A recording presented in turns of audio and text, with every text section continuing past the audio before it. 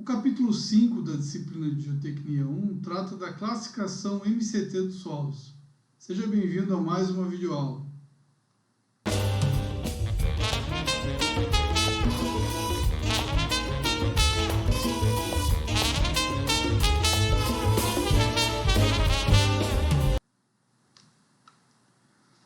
A classificação MCT, ela tem o M de miniatura, o C de compactação e o T de tropical. E ela é baseada em propriedades mecânicas e hidráulicas, única e exclusivamente de materiais compactados, certo? Por que existe a classificação MCT? Porque muito do que se tinha da classificação tradicional dos solos que nós vimos em outro capítulo, às vezes não era observada para os nossos solos tropicais e outros solos tropicais ao longo do nosso mundo, né? Mas aqui no Brasil se percebeu essa diferença entre as propriedades mecânicas que eram atribuídas para materiais de uma certa classe e os materiais que nós utilizávamos aqui tradicionalmente para pavimentação. Então, muitos dos solos que na classificação da ASHO, da HRB e da SUX eram tidos como solos ruins para a pavimentação, no Brasil se utilizava amplamente esses materiais e com sucesso nas suas aplicações. Então começou a se pensar, por que esse material lá é de um tipo e aqui ele responde de outra maneira completamente diferente? Por causa do clima, porque são sim solos diferentes.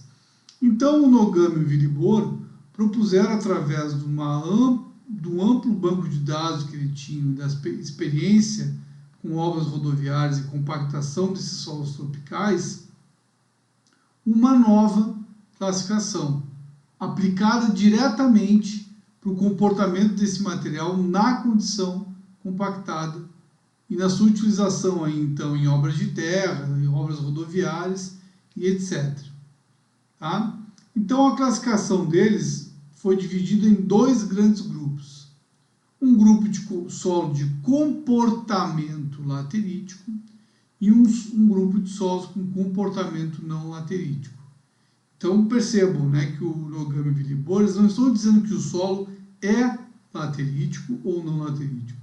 Ele está dizendo que o material tem um comportamento laterítico ou não tem. Então os materiais com comportamento laterítico vão ser tomados com a letra L e os não lateríticos com a letra N, certo? Bom, e dentro dessa classificação, então, nós temos 7 grupos. Temos os grupos com a letra L e G, que são as argilas lateríticas e argilas lateríticas arenosas. Os grupos com a letra A, que seriam os materiais lateríticos arenosos, então areias argilosas lateríticas. O grupo LA, que seriam só as areias, e o L de laterítica. Então percebam que o L, ele indica que o material é laterítico. O G indica que são materiais argilosos e o A, que são materiais arenosos. E quando eu tenho um asterisco, eu tenho, então, a outra fração. Então, por exemplo, aqui são argilas, como tem o apóstrofo, desculpa, são argilas arenosas. Tá? Mesma coisa aqui, ó, sem apóstrofo é só areia, ou com pouca argila. Quando eu tenho apóstrofo, sim, são areias argilosas. O mesmo se dá para o N, né? Então eu tenho o N não lateríticas e as argilas arenosas não lateríticas. E eu tenho o NS, que é dado então aí para os siltes não lateríticos. E por fim, as areias siltosas não lateríticas e com uma porção aqui de material argiloso, também não lateríticos, tá? Então é isso, pessoal. Esses são 7 grupos que eu classifico os meus materiais da nossa metodologia, na nossa classificação MCT, tá? Bom, e como é que eu coloco esse material dentro desses grupos? Como é que eu digo que ele tem ou não um comportamento laterítico e se ele vai ser adequado ou não para utilizar ele como material compactada em uma obra viária. Bom, nós temos ensaios padronizados pelo Nogam e Vilibor. Nós temos toda uma metodologia MCT que nos fornece uma série de parâmetros, mas para classificar o solo, nós separamos alguns poucos ensaios dessa metodologia mais ampla. Bom, a classificação MCT basicamente é dada pelo ensaio de compactação mini-MCV e o ensaio de perda por imersão. Eu vou fazer um breve resumo de como o ensaio é feito e lembro que lá no AVA vocês têm um vídeo do ensaio sendo executado no laboratório e com todos os detalhes do procedimento para executar ele. Mas esse ensaio normatizado pelo DNR-ME 258/94, solos compactados por equipamento miniatura, mini-MCV, lá nessa norma, o método de ensaio diz o seguinte, que é o ensaio de compactação com uma energia variável. Por quê? Porque eu vou erguer um peso e vou compactando esse material, e à medida que ele vai compactando, ele vai variando a altura, então a altura de queda é maior, e eu vou aumentando o número de golpes. Então, eu estou variando a energia de compactação durante o ensaio, diferente do ensaio de compactação lá do CBR tradicional que nós tínhamos visto antes, que a energia era estipulada, que a energia, são colocadas várias energias em um mesmo ensaio, em um mesmo corpo de prova, tá? Então, primeiramente, eu vou secar a amostra, essa amostra de solo ao ar, tá? E vou obter uma fração de solo passante na peneira 10, e essa porção de solo vai ser compactada em um cilindro de 50 milímetros de diâmetro por 50 milímetros de altura. E vai ser, então, aplicado um número de golpes crescentes, tá? Até que eu atinja, então, a massa específica aparente máxima. Esse intervalo segue aí uma escala crescente, em escala geométrica. Então, eu vou aplicar aí 2 golpes, 4 golpes, 8, 16, 32, 64, até chegar ao máximo de golpes que eu consigo obter, que se não me falha a memória, são 256. Tá?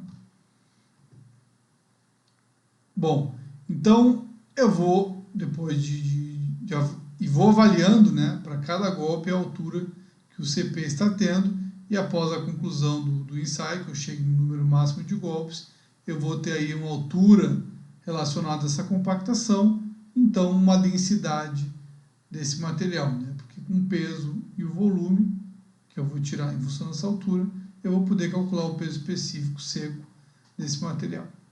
Então são compactados de 5 a 6 corpos de prova, com diferentes teores de umidade, de compactação, abrangendo valores de umidade no ramo seco, no ramo úmido e umidades próximas do que a gente imagina que seja a umidade ótima.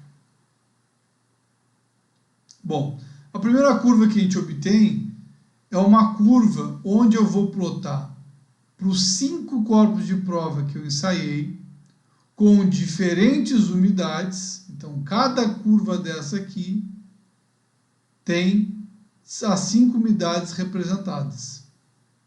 Então, eu vou pegar lá, nos 5 CPs, eu dei 1, 2, 3, 4 golpes, tá?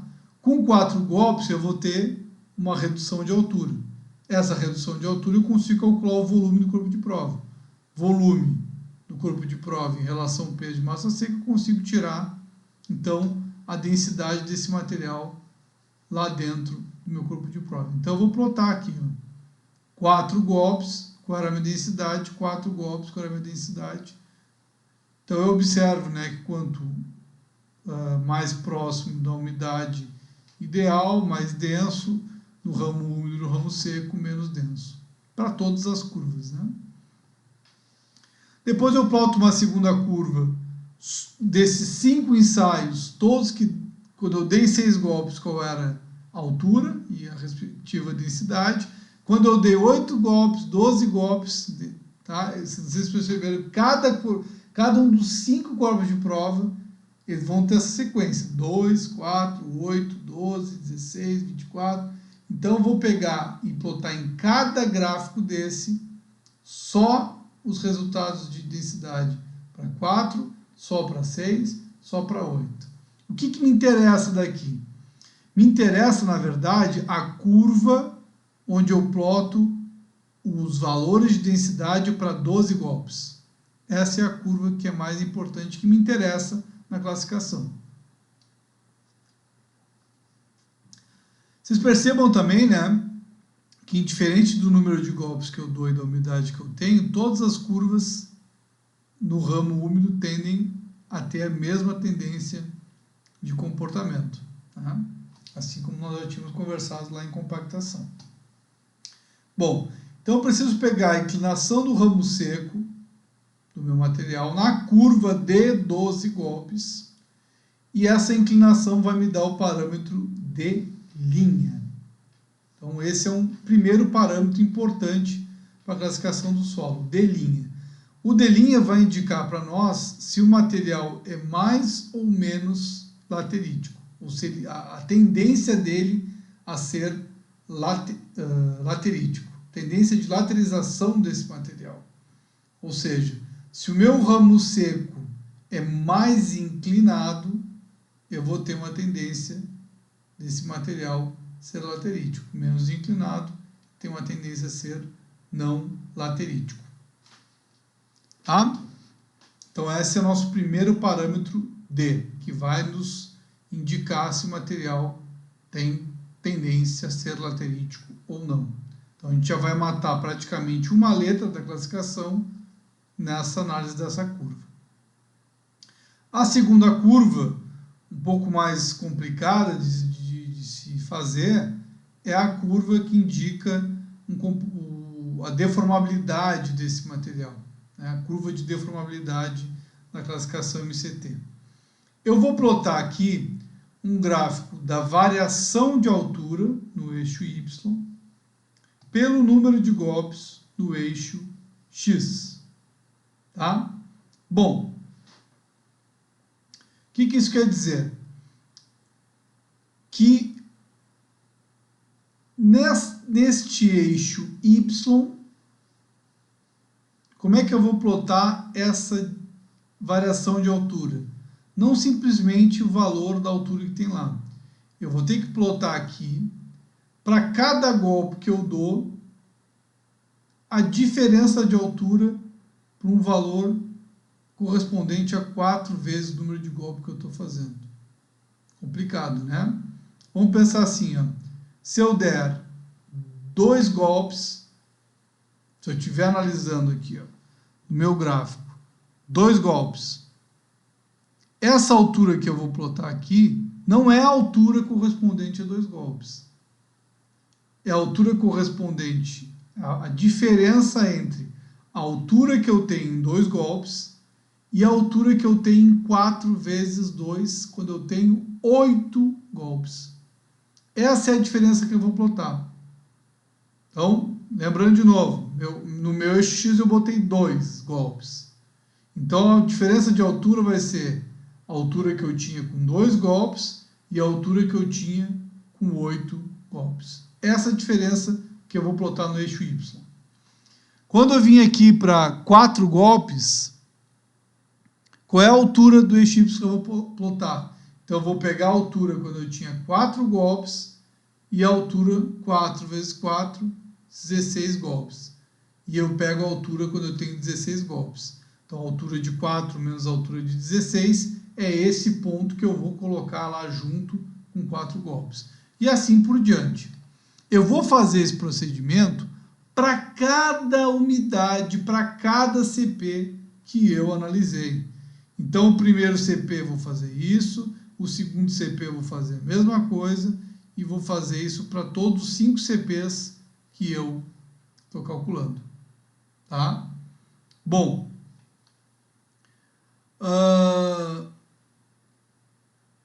eu vou pegar agora e vou ver uma curva horizontal, melhor dizendo, uma reta horizontal, que é a reta onde me indica que o AN pelo A4N é igual a 2 milímetros. Então, todas essas curvas têm um número de golpes que indica aí quando a diferença entre a altura que o corpo de prova tinha num determinado golpe e 4 vezes esse golpe não passa de 2 milímetros. Tá? Então, por isso que é importante lá, durante a execução do ensaio, a gente procura justamente essa diferença, né? Que o ensaio vai continuar até chegar nisso aqui, nos 2 milímetros, ou cessar o número de golpes previsto máximo, para justamente a curva passar nesses 2 milímetros e eu poder analisar. Então, eu vou traçar uma reta horizontal por essas curvas no 2 milímetros e vou buscar a curva que toca nessa curva de 2 milímetros e corresponde também ao mínimo MCV de 10, ou seja, quando eu tenho 10 golpes. Então, eu vou vir aqui no eixo X, vou procurar os 10 golpes e vou tocar nessa curva de 2 milímetros. Então, eu tenho este ponto aqui. Lembrando o ponto de 10 golpes quando toca na reta da diferença de 2 milímetros. Tá? O que esse ponto me serve? Porque eu vou procurar justamente uma curva que passe por este ponto. Bom, deve-se pensar, né? Não, eu tenho essa curva e tenho essa. Eu não tenho essa que passa no 10. Tudo bem. Vocês vão interpolar uma inclinação em função, né? Essa aqui está mais deitada, essa está mais verticalizada, essa está mais deitada. Vocês vão procurar uma curva que esteja mostrando essa tendência de inclinação. Nós vamos fazer uma estimativa da inclinação que essa curva, que passa nesse ponto aqui dos 10 golpes e toca na diferença de 2, teria. Tá? E a inclinação dessa curva é o nosso parâmetro C', um outro parâmetro muito importante para a classificação do material. O C' vai indicar para você se o material tende a ser mais argiloso, ou seja, quanto mais inclinada for essa curva, mais argiloso é o solo, e quanto mais horizontalizado ou menos inclinada a curva, mais arenoso esse material. Então percebam que a gente já está numa curva anterior, né? A gente já viu se o solo tende a ser laterítico ou não, e aqui a gente está vendo se o solo tende a ser argiloso ou arenoso. Tá? Então essa é a importância desses dois gráficos. Bom, tem um outro ensaio que deve ser feito, que nós vimos, que é o ensaio de perda por imersão, também normatizado pelo DNR 256/94, solos compactados por equipamento miniatura, determinação da perda de massa por imersão. Então, o método consiste basicamente em colocar os corpos de prova num berço, né, saturados, dentro de um tanque de água, e estrudados em 1 centímetro para fora do cilindro. Embaixo dessa parte do solo que foi estrudada lá, que foi empurrada para fora do solo, eu boto um pote para ver o quanto de material vai ser desprendido naquele que está para fora e cair na cápsula para eu saber a quantidade de massa que se desprendeu, que sofreu erosão ali do CP e foi para essa cápsula, tá? Depois essa cápsula tirada cuidadosamente do tanque é seca em estufa para eu ver a massa que foi desprendida do corpo como um todo, do CP, né? Mais uma vez também, né, esse ensaio tem com detalhes lá no AVA, no vídeo do ensaio da metodologia MCT. Bom, o que eu tenho de resultado desse ensaio? Eu tenho o meu índice PI, expresso em porcentagem, que faz uma proporção da massa de solo seco perdida com a imersão pela massa de solo que foi lá estrudada 1 centímetro para fora durante o ensaio. Então eu vou empurrar de dentro do CP 1 centímetro de solo e daquele volume de 1 centímetro que caiu na cápsula, eu vou fazer essa proporção. Então eu vou ter um coeficiente que é o coeficiente de perda por imersão, que vai me indicar o quanto esse solo tem capacidade de ser, capacidade não digo, né, o quão erosivo ele é, o quão favorável à erosão ele é quando colocado sobre água. Ou seja, um solo que dentro da água ele não se desprende muito, é um material que lá no campo não vai ter uma erosão muito pronunciada. O contrário também é válido. Um material que se desprende muito, quer dizer que numa primeira chuva vai ter carreamento de material e vai levar lá os finos do solo desprendendo, fazendo aquele procedimento de erosão que nenhum engenheiro quer no campo, certo? Bom, então, para a classificação MCT, então esse seria o nosso parâmetro PI, né, pessoal? Então, agora sim, gráfico de classificação MCT. Quais são os parâmetros que eu entro para a classificação MCT? O primeiro deles é o coeficiente C, que é a inclinação da curva de deformabilidade que nós vimos. O segundo é o coeficiente E, que é definido por dois parâmetros que nós vimos, o D e o PI.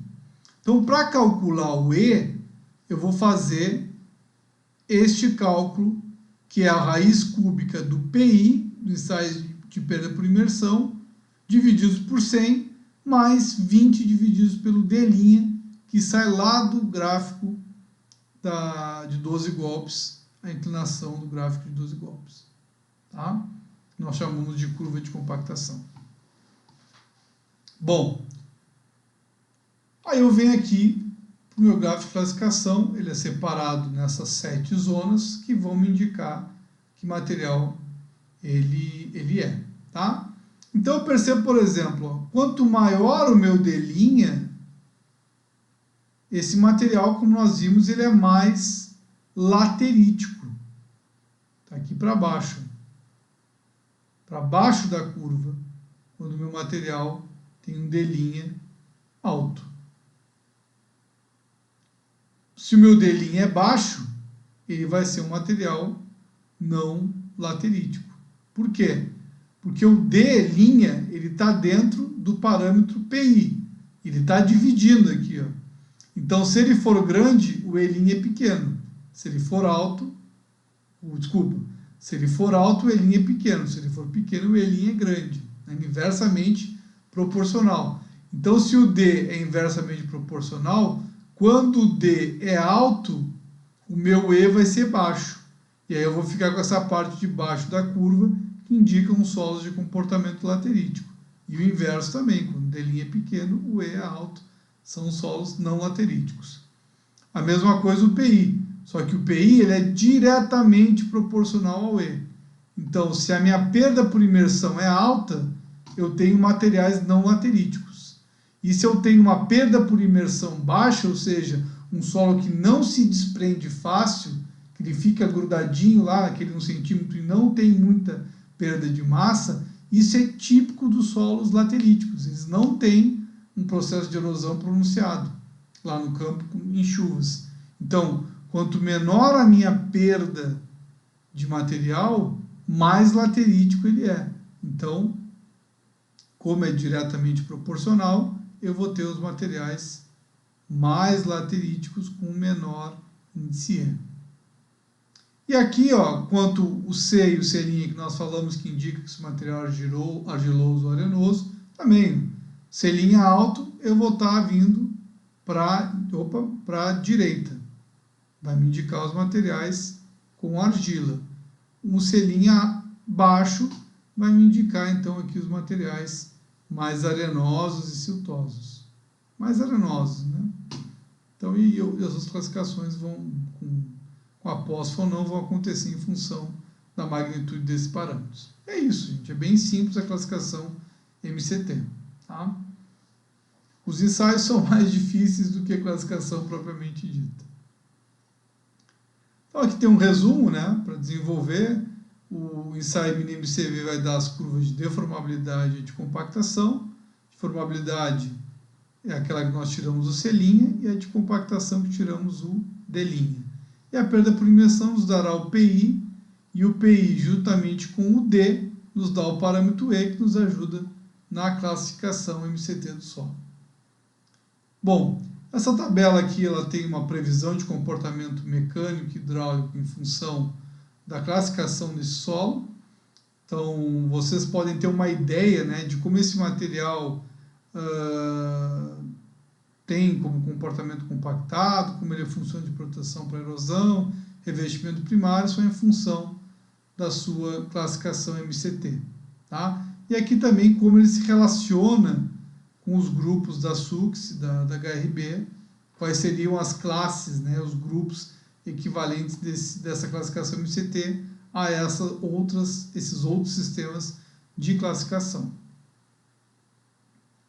Como eu falei para vocês no início do vídeo, né, o MCT, a classificação MCT, ela está dentro de um grupo chamado de ensaios da metodologia MCT. Então, dentro da metodologia MCT, nós temos vários ensaios, né? Além do ensaio de compactação, tem ensaio de mini CBR, que seria o índice de suporte em miniatura, temos ensaio de permeabilidade também em miniatura, temos ensaios de infiltrabilidade, ensaios de perda de massa por imersão, que é o ensaio que vocês viram, temos o mini CBR em campo, o mini MCV também. Então, vocês podem olhar com detalhe, né, uma vasta metodologia mini MCT, todas voltadas aí para analisar o comportamento do material compactado e se ele tem, então, um comportamento laterítico ou não. Tá? Para finalizar, nós temos também o que nós chamamos de classificação expedita do MCT. Né? O ensaio MCT, como vocês viram, ele é bem trabalhoso, ele demanda um tempo considerável para fazer esse ensaio. Então, no GAM e Libor propuseram aí fazer um ensaio mais expedito, que tentasse atender mais rapidamente a classificação desse solo. Bom, o método classifica também os solos no grupo do MCT com base no comportamento de contração e a consistência e expansão dos CPs moldados num pequeno anel de 20 milímetros. Então, o procedimento, né? Eu pego a fração de solo passante na 40 e eu umedeço esse solo numa espátula e depois eu pego uns anéis, né? que tem o formato de uma pastilha e passo essa massa de solo nesse anel para formar, então, a minha pastilha, que é levada a uma estufa de 60 graus para secar. Então, eu tenho o volume dessa massa de solo que está no interior do anel, que é 20 milímetros por 5 milímetros de altura, e vou levar a estufa 60 graus e vou medir justamente, após secar, qual é o nível de contração desse material. Então, eu vou ver o quanto ele encolheu lá dentro do anel, quanto essa pastilha de solo encolheu. Esse é um dos parâmetros, a contração diametral. Depois eu faço uma reabsorção de água. No anel são colocado água de maneira a saturar numa pedra porosa. Eu boto água numa pedra porosa de forma a saturar esse corpo de prova para ver o quanto que ele vai aumentar de volume a ser, quanto ele vai expandir ao ser reumedecido. Certo? Este último processo é avaliado pela penetração de uma ponta de aço de 1,25 milímetros com uma massa de 10 gramas nesta pastilha saturada. Então, vou pegar esse anel, vou encher de água, saturar ele colocando água nessa pedra porosa e vou deixar uma agulha de 10 gramas cair e penetrar neste solo e vou avaliar este parâmetro. Tá? Então, a classificação se baseia no valor da contração e no valor da penetração dessa agulha durante esse ensaio expedito. Então, está aqui a classificação. O gráfico me mostra o meu coeficiente de penetração no eixo Y e o meu coeficiente de contração no eixo X. Então, em alguns solos eu consigo cravar, ó, nessa zona aqui o solo é laterítico arenoso. Aqui laterítico argiloso com presença de areia, né? Uma argila arenosa. Só que em alguns trechos eu tenho uma classificação dupla ou até tripla, né? É esse, mas pode ser esse ou esse. Aqui é esse ou esse. Então, essa classificação expedita acabou deixando também uma série de dúvidas, né? E analisando bem a situação, o tempo que demora para fazer esse ensaio, por ter que secar a estufa, etc., vai ganhar aí um dia ou outro a mais que não vai gerar uma classificação precisa. Então, aquele método tradicional que nós vimos antes, ainda, ao meu ver, é mais válido que a classificação expedita, mas ela foi proposta também, eu estou apresentando para vocês. Bom, pessoal, a classificação MCT encerra-se por aqui. Lembrando que esse é um parâmetro extremamente importante na utilização dos nossos solos tropicais, porque são materiais de extrema qualidade, utilizados amplamente em obras de terra, obras rodoviárias, barragens, e são lá depreciados pela classificação dos americanos, dos europeus, né, a SUX e a HRB, porque são materiais de outro clima, um clima mais temperado, diferente do nosso clima tropical, que nos oferece esses materiais de boa qualidade para nossas obras civis. Então, eu agradeço a atenção de vocês até agora e até uma próxima videoaula.